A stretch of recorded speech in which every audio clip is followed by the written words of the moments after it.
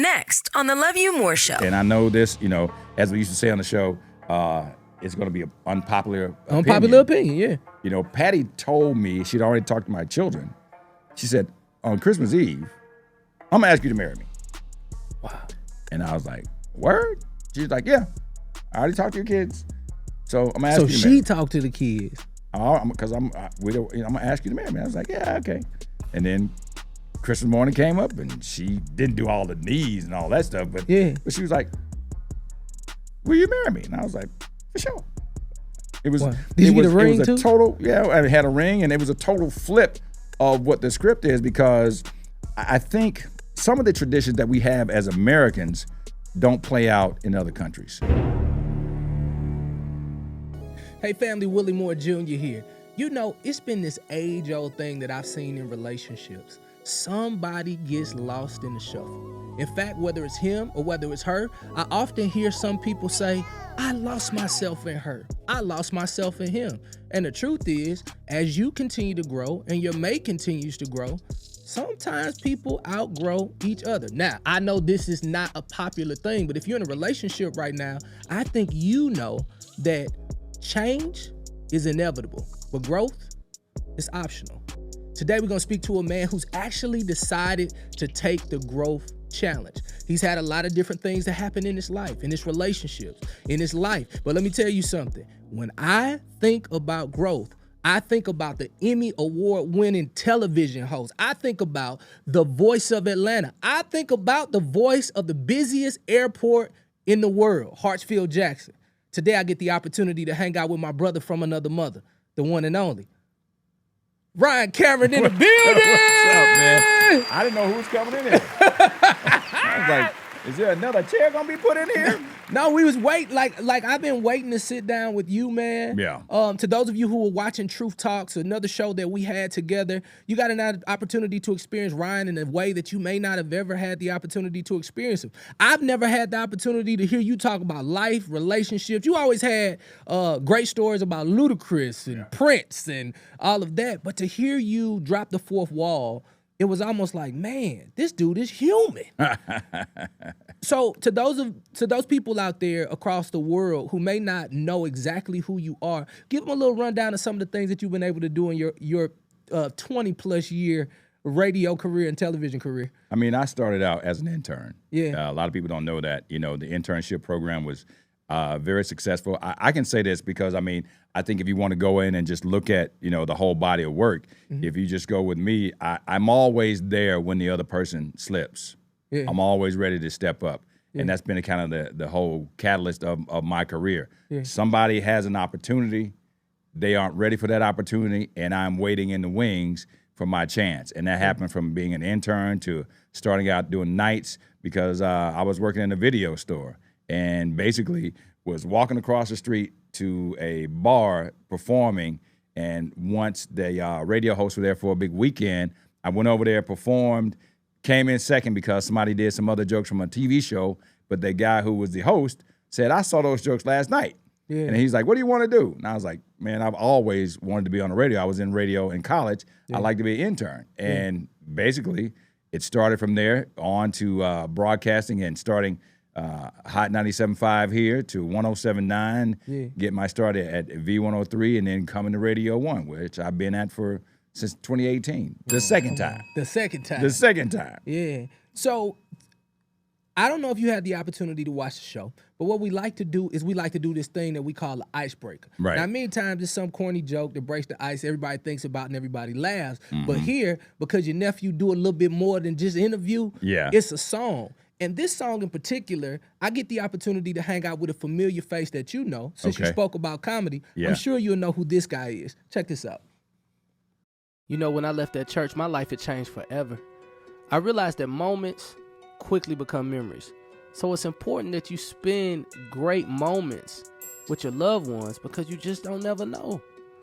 Speaking of loved ones, I was getting picked up by one of my favorite but not so favorite uncles, Uncle G. He old school, drive a Cadillac, hat to the back, and he knock-kneed as hell, but he's still a good guy. He sometimes joke too quick, but the truth is, he's exactly what I needed during this time to bring me back to earth. He walks up and he says, You all right, son? I'm like, it's tough. He continues, I know it, but it's a part of life. He says, don't worry about a thing. He's in a better place. That's true. You know I'm crazy, right? I don't know why they say in a better place, he in a box. But you see, I got you laughing already. Laughter is healing for the soul. No matter what it is, laugh it off. Keep laughter in your life no matter what you do, okay? Now get your punk ass in the car. What? Get your ass in the car, Junior. Wow. See, a lot of people don't understand the game, you know what I'm saying? There's no stability in this, dog. All you living off of is a dream, you know what I'm saying? If people don't buy your music, you don't eat, man. So it do get hard for you sometimes, you heard me? I'ma tell you though, for real. Steady striving for stardom, wanting fortune and fame. On my face, I'm smiling, in my heart is pain. I believe we all get tested, go through hell to get our blessings. I promise at times I wanna break down. No one understands me. This time I'm going up, ain't going back down. If you believe it will be. Taking proper precautions, times is getting harder. Do what we gotta do to feed our sons and daughters. You wanted a survivor, then you got your one. You just told me to claim it, and that's all I done. Living in my city street, nobody cares for me. Oh, oh. Somebody pray for me, cause I got a destiny. Oh, oh, oh. I'm just a man with a dream, striving for the finer things. Oh, oh. But this is my turning point. I'm getting everything I want. The name of the song is Turning Point. It's available wherever you stream your music. Shout out to Daryl Babs, a.k.a. Tank in the background. Name of the song is Turning Point, which leads us to the conversation. There's a part in the song, Ryan, where I said, doing what I got to do, my children are at stake. I'm doing whatever I can do to make sure that I take care of my children. Right. You have daughters, and at one time you were in a marriage in the same home. What was that turning point like for you when you had to make the hard decision to say, man, I got to do something different? That's a good question. First, I want to just say this, man. It's a dope video. And I just want to understand, why don't entertainers wear seatbelts in their videos? Because as a father of three, I'm like, man, what if a dog run out there? And that's the end of the video. But Because I didn't want to, my suit, I didn't want to like mess it up. I get it. I'm not saying. I was just cool. For entertainment purposes. Yeah, but I probably needed a seatbelt. I guess I was like, or a booster seat. I was cringing the whole time. And shout out to George Wallace, man, a very dear friend of mine. But to your question, I don't think I made the decision. I think she made the decision. And I'm one of those traditional Southern guys raised by guys who were in marriages for decades. Yes. And I feel like, and I've said this before, if she had not asked for a divorce, I would probably still be married. Wow. Because I was one of those, hey, stick and stay people. Even though we had grown apart, I felt like I had to stay in it. A lot of times people look for reasons to stay in the marriage, and they'll say it's for the children and it's for, the greater good. And I remember when we had to tell our children, my daughter, who is every child gets a different set of parents. Like my oldest had a set of parents with her mother and me, and then my middle child, and then my youngest. But when I told my middle daughter, I was expecting her to have a reaction, kind of like, oh, no. And she's like, it's about time. Oh, no. And it was very telling to me. Well, you think you're hiding things from your children, but they can see if there's a disconnect. Yeah. So, at that point, it was just trying to pivot to go from seeing your children every day to seeing them 4 days out of a month was probably one of the toughest things I've ever had to experience. So when you building a bridge, going from seeing a person, you get off radio, now I know you. Ryan go home. Let me just be honest with you. And Ryan finna go to the crib. Like, man, what we doing after this? Home is what I'm about to do. So you're used to going home to, tucking your daughters in is 4 times a week. How do you not mentally go crazy when you're so embedded in being a father? Well, I don't know if it was, it was the toughest time of my life. Yeah. But I think that the thing that got me through was, I felt like, and you're always looking for answers, right? Because I remember leaving the marital home and then going back to it because I felt like I had something to prove, right? Yeah. So I was like, man, if I have my kids in this environment, because she had moved out and gotten another apartment, and I was like, if I bring them home, then they'll feel like they're at home again with me, and man, the worst decision, because when they're not there, you hear all their ghost, right? What? Because okay, if you were raised in a house and you grew up, and then all of a sudden you're in there by yourself. I mean, this is a big house in Buckhead, and like it'd be 12 o'clock in the morning. I hear, and I'm like, what is that? Oh, we are the ghost of relationships past. And I was like, man, this is an awful idea.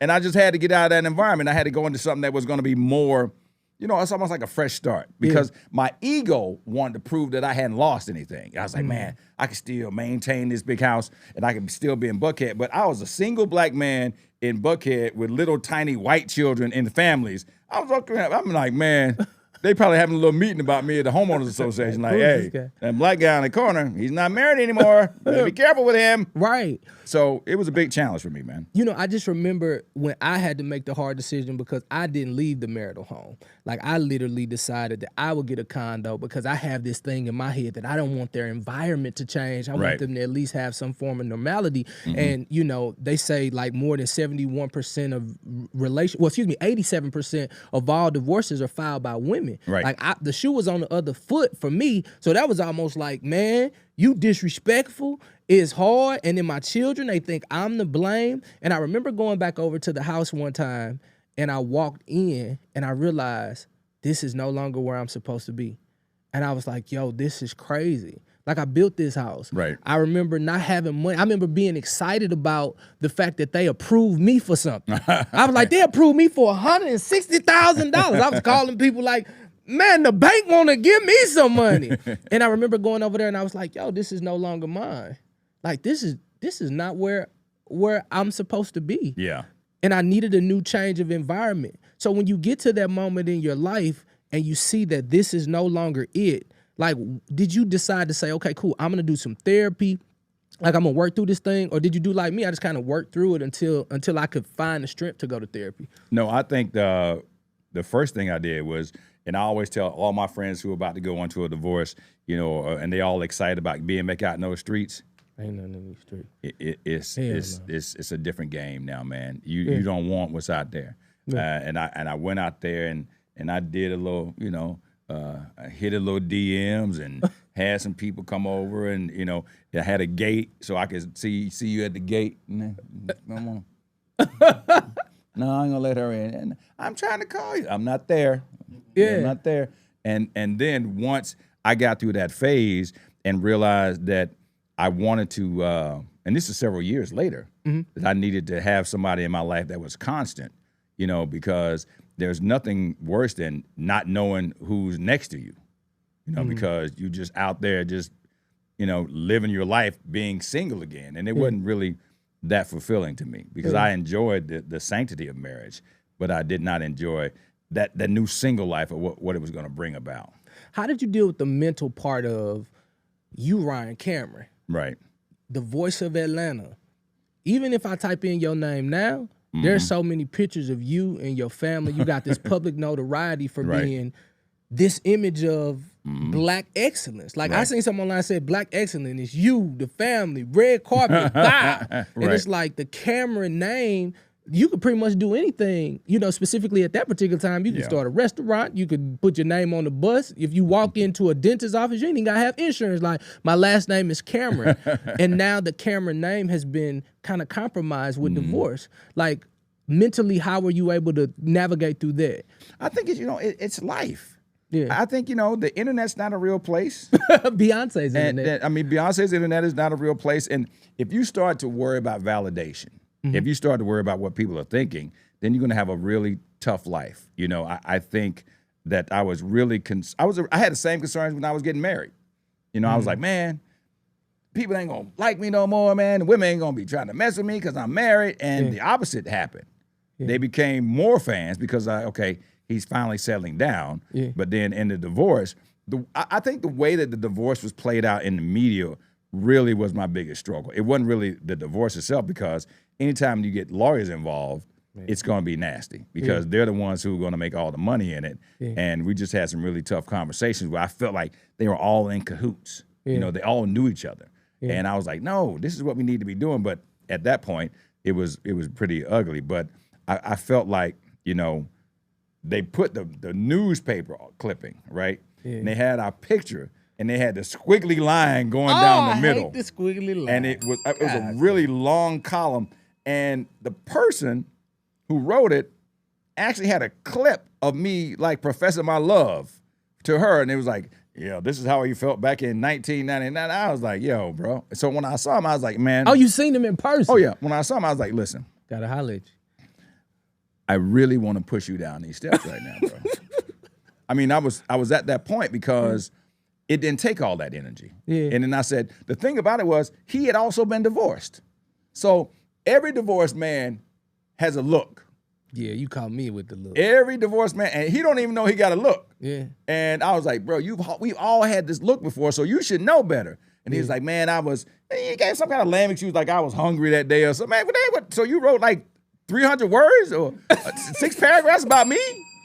You know, I mean, that was the thing because once it hit, you know, and I think if you, whoever does the Alexa thing, yeah, I want to have that corrected because it says, it was some blog that's not even around anymore. If you ask Alexa, you know, is Ryan Cameron still married? He'd be like, Ryan Cameron decided to leave his wife after such and such and such. I did? Alexa do According that? to Straight from the A or what? It's some site that's not even around anymore. But I was like, that's what Alexa think I did? You know, like I decided. Like I was like, oh, man. You know what? Today? Yeah. I mean, if you ask that today, it's really interesting, though. But yeah, man, the media portrayal was what really was hard to take. Hey, wait, hold up.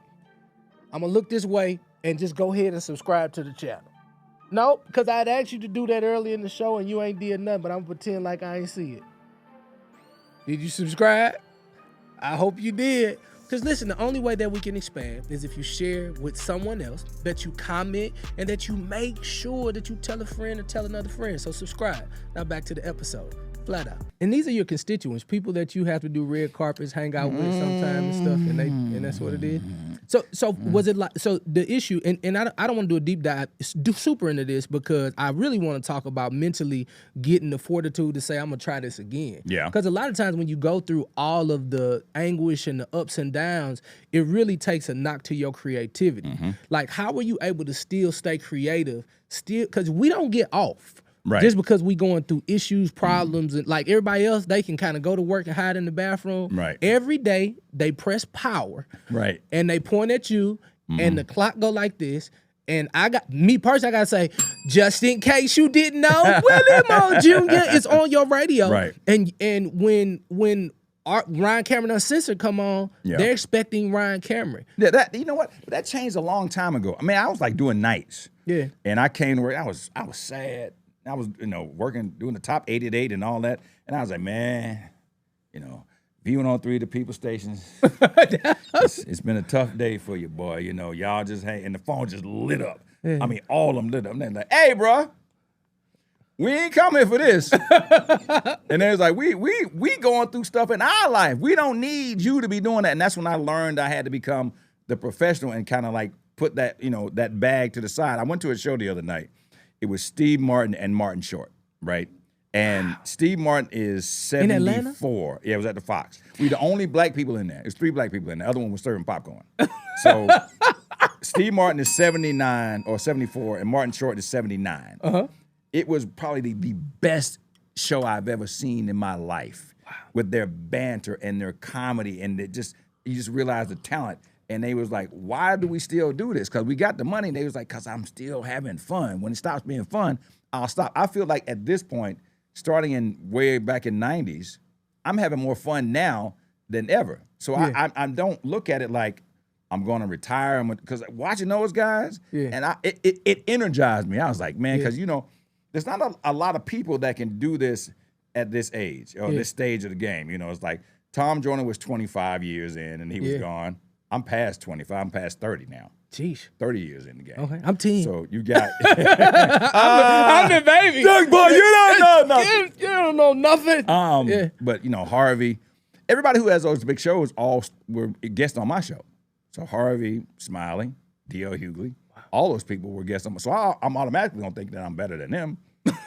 Automatically. I mean, because... You heard it from the voice of Ryan Cameron. I mean, if you don't think you're good... then you're going to have a problem. I feel like people depend on me to get, because there's always something that happens in my radio life. It's always something. It's like God is like, you know what? Let me give you something to talk about today.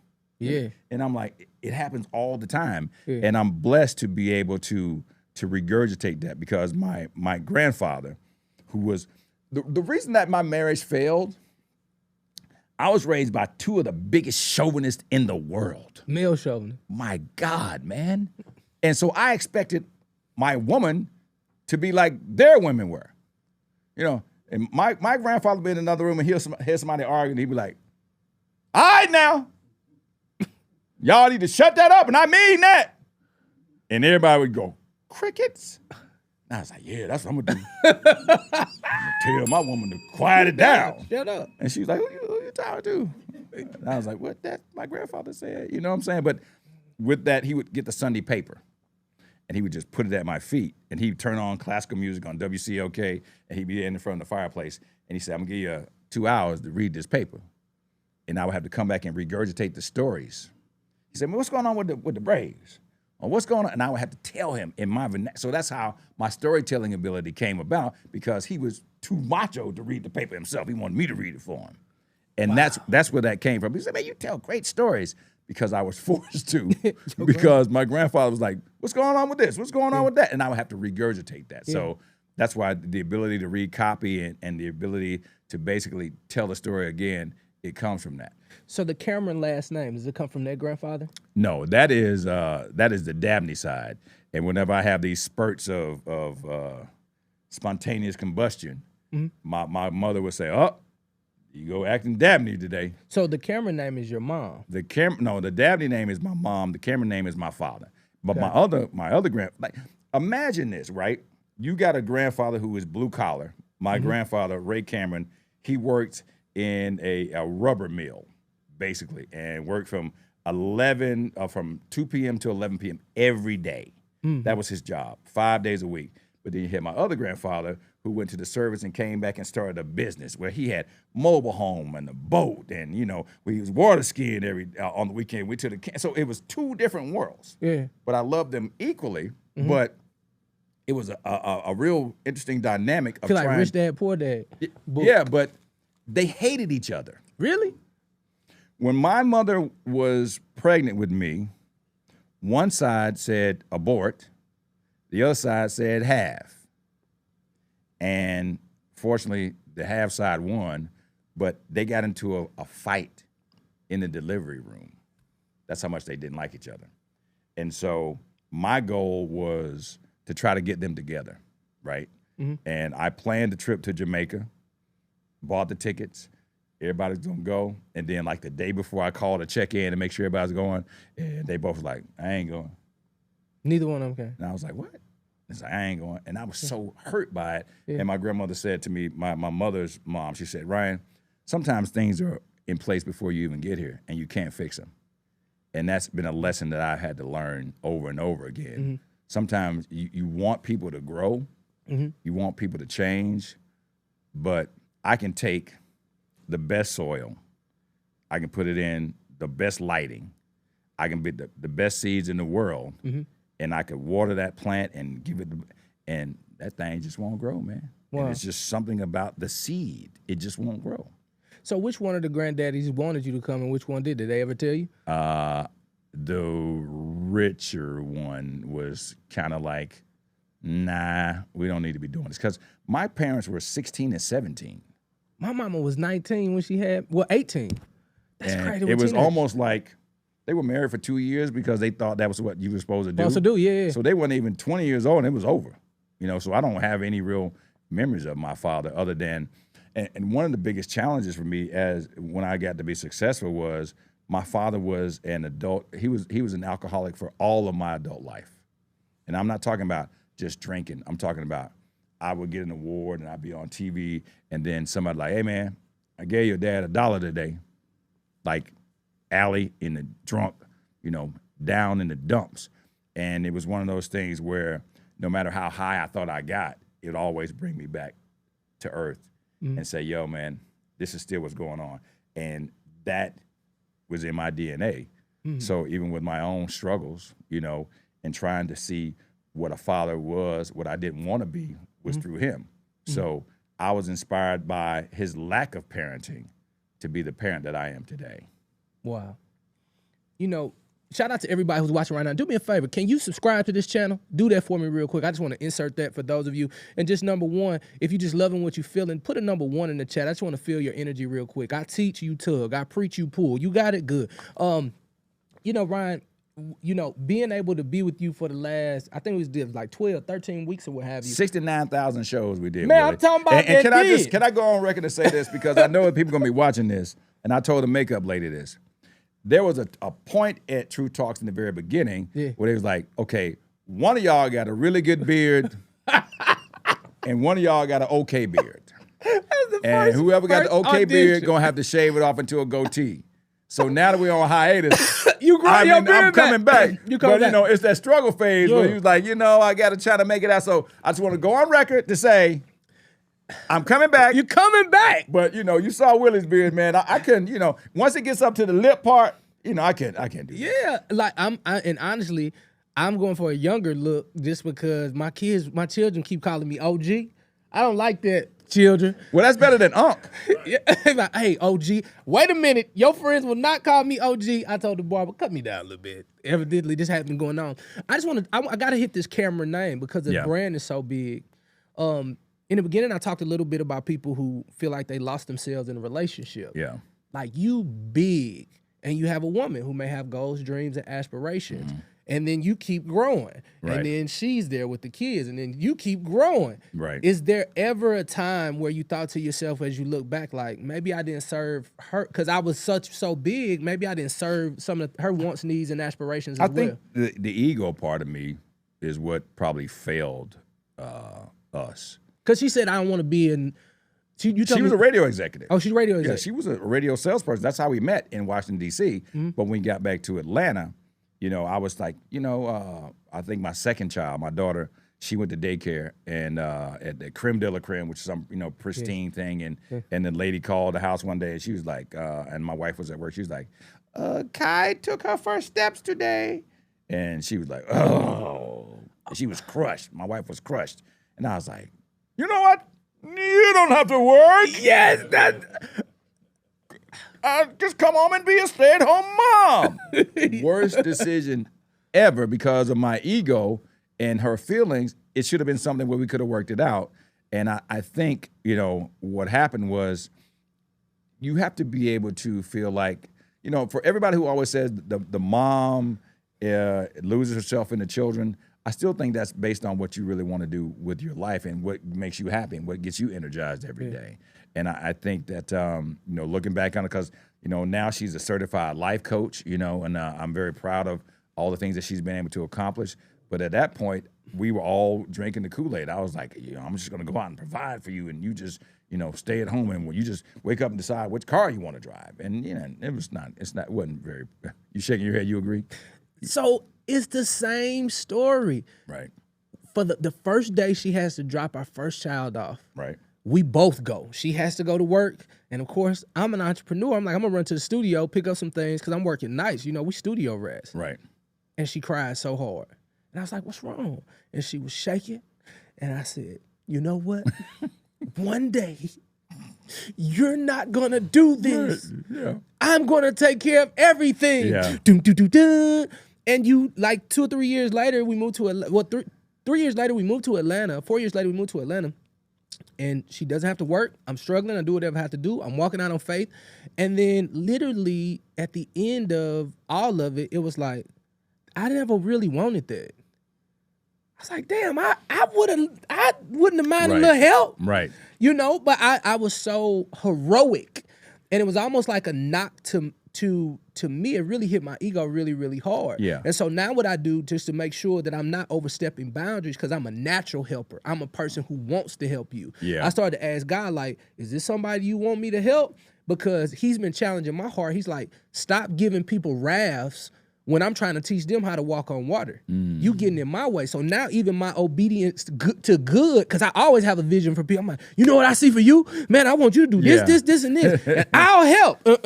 Right. God be like, nah, bro. Yeah, Like, but that's that doing Sagittarius energy, though, that we have. Yeah. You know, I'm like this. I will give you the shirt off my back, but don't you ask me for the shirt on my back. If that makes sense, like let me give it. Let me give it. Yeah. But don't ask me for, because I'm gonna automatically go in another direction. And my therapist, and she is and I told her I was gonna give her a shout out, Dr. Pam Thompson. She is spiritually based, right? And my first 5 sessions, I just got off and I just cried because she just, tore me a new one. And I wasn't. What hit you the hardest? You know what? I'm glad you said that. He got his phone. Because I had to ask her, I was like, yo, I need to be able to, because we were talking about my relationships, and I was just having these really bad relationships, and I was wondering why they weren't going good. Mm-hmm. And basically, a man goes into a relationship, and I always say GPTP, get past the physical. I like you, you like me, you look good, you look cute, whatever. And the next thing you know, you're horizontal, right? You horizontal.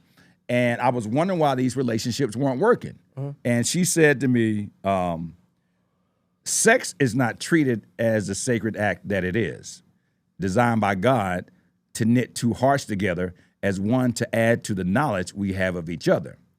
Early sex is a sad attempt at rushing intimacy for women and men that always backfires. Sex short circuits or stunts a man's emotional growth with a woman when he's already gotten to the pot of gold at the end of the rainbow. Why go back to enjoy the rainbow? I.e., journeying with you through your friends, life, family, and interest. And she said, hope this helps. So you go in, next thing you know, y'all having sex, and then you're trying to build. Yeah. And that's what I was doing, is I was going in and, the relationship was going well, but it was based on physical things, and it never worked. It just did not work. Oh, Ryan, you done got married again, and Miss Patty is fine. You waited until you said I do? Oh, no. Okay, I just wanted to make sure, because I was like, I'm trying talking to about follow the your relationships. Lead. My therapy started like in 2019 or whatever. So, and I think a lot of people think that, and you talk about something, they go, I used to go to therapy. You don't graduate from therapy. No, I still go to therapy now. You still, you go and you get yourself a tune-up or a refresher. It's almost like, a doctor just doesn't become a doctor and then he don't go back and learn nothing else. Right, You just go back and get it. But as far as, and I think that all my life, I was the one who was choosing. Yeah. Right? And Patty was the first person that chose me. Wow. So she said to me, you're my person. And that's that. Where as opposed to trying to buy love, trying to solicit love. And I always say, if a man is in a relationship or he sees somebody and you want somebody who's going to hug and kiss you, see how they act with their parents. If their parents don't hug and kiss, you ain't going to get no hug and kiss. Yeah. Because they haven't seen that. So people grow up to be what they see. So if they're not affectionate, you can't expect affection. Man, she don't never hug and she'll never. What did their parents do? Yeah. If they're not doing that, you're not gonna get that. Yeah. Patty is very affectionate. Yeah. Her mom, when her and mom FaceTime in Australia, they both start crying. I miss you. I love you so much. And I'm sorry, Pat. I love you too. And then I'm like, wow. Right. No wonder I'm on the bed like this because she's like this behind me. You know what I mean? But that's exactly what I've always loved about her, is because her spirit is so genuine. And we had a conversation with somebody the other day, and I was talking about how we met. And the person was a celebrity, and they were trying to convince me that they knew who I was. And I was like, nope. I said, she knows all the R&B groups that are ladies, and she knows soccer. And animals and kangaroos and giant spiders and, and anacondas. So to those of you who don't know, you're watching, Ryan is now married again to a young lady who actually is from Australia. And so Patty do things a lot different. Like, she love out loud. Like, she love him so much. Sometimes she posts what she cooking for him to come home to, and I'll be wanting to ask for a plate. Praise God. Love you, Patty. Indeed. Yeah. So with her, it was one of those things where, and I know this, as we used to say on the show, it's going to be an unpopular opinion. Unpopular opinion, yeah. You know, Patty told me she'd already talked to my children. She said, on Christmas Eve, I'm gonna ask you to marry me. Wow. And I was like, word? She's like, yeah, I already talked to your kids. So I'm gonna ask So you to marry me. she talked to the kids. Because I'm gonna ask you to marry me. I was like, yeah, okay. And then Christmas morning came up, and she didn't do all the knees and all that stuff, but she was like, will you marry me? And I was like, for sure. It was. Wow. Did you get a ring it was a too? total. Yeah, I had a ring, and it was a total flip of what the script is, because I think some of the traditions that we have as Americans don't play out in other countries. Like, for any man that's sitting around and if you've ever said happy wife, happy life, they don't say that outside the country. No. And we go, Happy like, spouse, if I happy decide, hey man, Willie, let's go downstairs and get something from Thrive. Well, man, got to run it by the wife first. It's just downstairs. You know, how do we get caught up in that? Like, what makes us think that we gotta, you know? And I think that's wife first. the emasculation that we've kind of brought upon ourselves. Yeah. Because a lot of men have grown up to become man babies, right? And the man baby is your mom. You become not only her son, but also her boyfriend. Not in a sexual way, but she's empowered you with so much energy that you don't know how to handle rejection, because your mom comes in and saves you and saves you and saves you. And that's why we have so many instances today where somebody will be in a relationship and they be young and the relationship doesn't go good and they can't handle it. And we have a lot of murder, suicides, and those type of things because they haven't handled rejection. They're a man, but they're really a baby. Yeah. You know what I'm saying? And so I feel like in the relationships that I've been in, I had to grow into being the fact that the very first time I fell in love, I was like so in love with this young lady. We were in high school and went to school one day, and they was like, hey, man, it was another young lady. She was like, you really like Misty? And I was like, man, that's my girl. I love her. Man, Misty, you know, she ran track, and we ran track together. And her parents were truck drivers. Yeah. And on prom night, they went to Philadelphia, and they was gone for 3 days. Yeah. On prom night. Lord have mercy. Dominoes and Trojans for 3 days. Oh, I felt. And so I was so in love with her. And they was like, man, you know she got another boyfriend. I was like, no, she don't. They was like, nah, in our apartment she do. And I was like, so I jump in the car, and I roll over there, and I go to the door, and I'm like, is Misty in? They say, she out there in the complex somewhere. And I go down, and I see her down on the stoop with this older guy, and he's got his arm around her. And they started like making out. And she never knew this, but I ended, the relationship.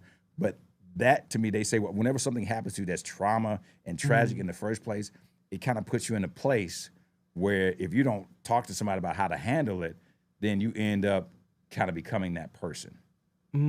See what I'm saying? So in all of my relationships, I was always like, I'm going to do this to you before you do it to me. Dang. And it took therapy and realizing that it went back that far. That was the first time that it really scarred me, that I was like, man, I got friends right now that they have been burned so much by the relationship that they don't trust anybody. But Father Time is undefeated. Yeah. And if you don't go out and you talk to somebody, I think, one of the things about therapy is that the stigma has to be erased, where you can go out and actually have a conversation with somebody and figure out, I always say, I look at it like this. We all are in here. Some of us are Android owners and some of us are iPhone users, right? Hopefully it's only a few of y'all with the green. Right. But when you get your iPhone first, it's brand new. It's like a relationship, or it's like a person. But over time, you might drop that thing. Yeah. Or you might be done kicked it, or you might have washed it, and now you got cracks in it. Yeah. You don't know the cracks in a person's iPhone, which is them, until it's too late sometimes. Yeah. So I always you got to look at it like this. I need to find out, and we talked about this on the show.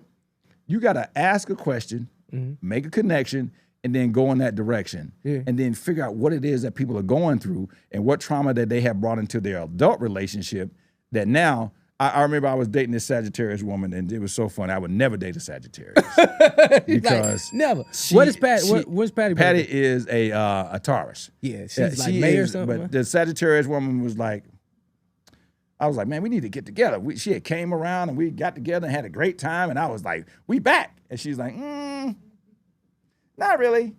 She was like, because I can't take your stuff along with my stuff because now your stuff is my stuff, and I got too much stuff as it is, but I appreciate you. And I was like, damn. Brutal honesty. Brutal honesty. But I was Sagittarius like, energy. That Sagittarius energy, man, is like, you need to really realize in life, man, that people are they are just a representation of what you want them to be. Yeah. And until you can figure out what it really is and how deep you're willing to go, because sometimes that truth is gonna hurt. Yeah. And are you ready for that? So you talked about trauma, because I want to land the plane. Yeah. You talked about the trauma that people live with, you work through, you go through therapy.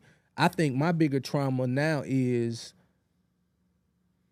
I don't know what you're here for all the way. Mm-hmm. And it's kind of like, if I see any inkling of crazy, which is probably normal Right. for a woman to go through something, but if it's handled in a certain way, because my situation was so unique in the uncoupling process, I'd be like, I see a little crazy right there. So I'll run away and start to protect the little boy on the inside of me. And that's what I'm working through in this season of my therapy, Right. to know that the man in me can show up versus the little boy who just wants to run. Like, oh, that's that behavior. Fight or flight. I ain't got to do this. You know, Right. I'm never doing this again. Like, I hear my mind saying, you don't ever have to do this again.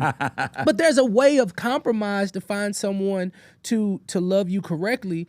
And I remember speaking to you, and you were just like, man, people be thinking they got to do all that arguing, all that extra stuff, man. It was like almost when you found Patty, it was like being loved correctly seen for her. Yeah, I think when you're in a whole bunch of toxic relationships, you think drama is positive. Yeah. And you think that having a smooth relationship is boredom.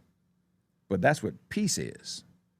That's what peace is supposed to be. You're supposed to be able to just go in and exist. And a lot of times, if you're in a toxic relationship and it becomes volatile and who knows, it's yelling and screaming and all that, it's never healthy for you. You know what I'm saying? I think even with her, like if you got to have a therapy session with your spouse every day you go home, that's a problem. You know, you got to talk them off a ledge every day.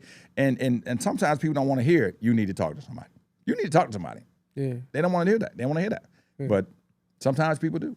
Indeed. So if there was one thing that changed on the inside of you that allowed you to open your heart up for love again, what was that moment? I think for me, it was, and we hadn't gotten married yet, but in my house, you know, it's a ranch house, but there's a garage, right? Mm-hmm. And the garage, the door, you know, when people sell you a house, they don't tell you some of the stuff don't work. Right. Right. And I walked out there and was 2 garage door openers. So I was coming home and hitting the button and it wasn't opening. And I was like, man, I'm going to get this garage door fixed. Mm-hmm. But I realized that whenever I got to the driveway, Patty would open the garage and she would come out, and the look on her face of me being home, mm-hmm. It was the most purest, happiest feeling I could ever have for somebody who loved me like that unconditionally. Yeah. I said, I'm never getting this garage fixed. Right. And I didn't. I mean, to this day, she's an empath where she can almost feel me coming up, and I'll be around the corner and then the garage door open and she'll be standing on that. I mean, on our Instagram, on her. I see it. You know, it's that video of her. And I'm like, man, this is how I'm supposed to be feeling. You know what I'm saying? Like, I think sometimes that, you know, you forget that somebody loves you as much as they do. But like I said, and I don't want people to get this, like, it's not like she's, I almost feel like she could almost be like AI. You know, I be telling her sometimes, like, I'm like, one day you're going to be like, yeah, babe, I lie. Because she knows me so well that when we go on a trip, mm-hmm. I don't pack a bag, right? She knows everything that I need, And you know how much it takes for you to believe that somebody gonna remember everything that you need? That's a lot of faith in somebody. Yeah. But she has never let me down. And it's not like she's serving me or something, but she just knows me something. It's really good when somebody believes in your dream better than you do. And I dream big. You do. And she is always like, You are Mr. Idea. But You have that idea? But I learned this, and I watch your team, and I'll say this, and this may not make the cut, right? Yeah. But I went on a retreat one time with all my staff when I was doing the morning show. And Russ Parr said to me, he said, man, you need to ask your team about you. I said, man, what you talking about, man? They love me. It's my team. He's like, no, ask I him. love Russ, man. He said, ask him. He said, just ask him this question. Ask him, what is the best thing about Willie and what is the worst thing about Willie? But it gets to remain anonymous. And they put it in a box. And then you go and you read them. And I was like, man, all right. And I read it, and the thing that came out, and I would suggest you do this too, they was like, Ryan is a great guy, he's a great provider. We go to great food and lunches, and he treats us and does all and buys us this. He said, but the worst thing about Ryan is that he thinks that everybody is as smart as he is, and that they will get things the way he gets it naturally. And if he doesn't think that you should get it, he'll go off. But you got to understand that that's a gift that he has. And it's not a gift that we all have, so he shouldn't go off on us. And I was like, wow. Because, I'll be up at 4 o'clock in the morning and someone just come to me and I'm like, yeah, this is what we need to do. And I'll run that by somebody else. Man, where'd you come up with that? And I think that was one of the things I had to learn, that everybody is not you. And so if you're looking at it, and while everybody has their own role and place to, to be in it, you got to ask people a question. Like one of our employees, it was late. He was always late. And I was like, bro, what is going on? Do you really want to work here? And he was like, man, I'm used to getting paid on Monday, and then I didn't get paid till Thursday. And I was like, that's just the way the pay period rolled because of the holiday.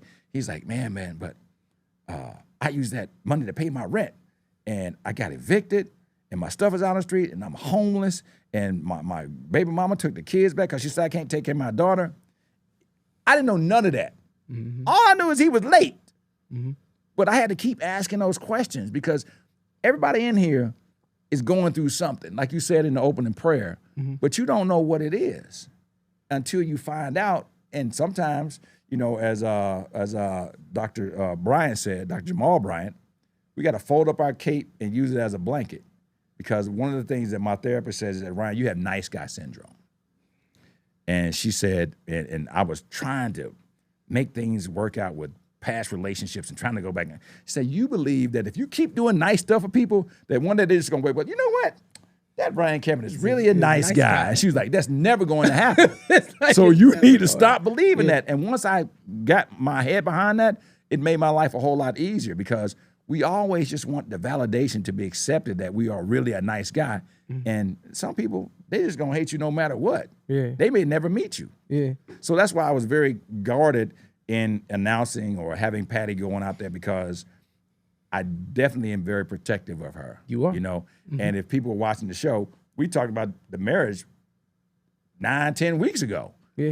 But it just happened yesterday when she was on the cover of this magazine, that now all of a sudden, everybody know. But her page is private, and all the people that want to follow her are just women. She's like, why all these people want to follow me? I'm like, because they just nosy. Right? But I'm very protective of you. And I wanted to tell you that, because she was like, I haven't had my moment. People don't really think that I'm your wife. I have to show them pictures on my phone.